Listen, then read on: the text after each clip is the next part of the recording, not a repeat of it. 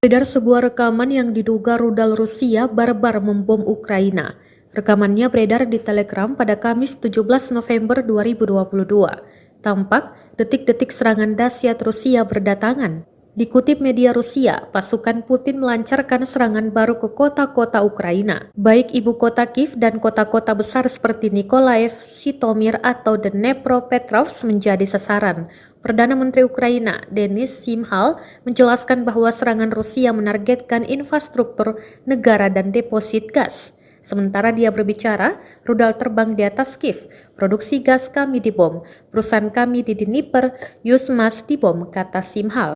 Rusia menyerang pabrik konstruksi mobil selatan di Dnipro hingga kilang gas. Gedung perusahaan Yuzhmash ikut terkena.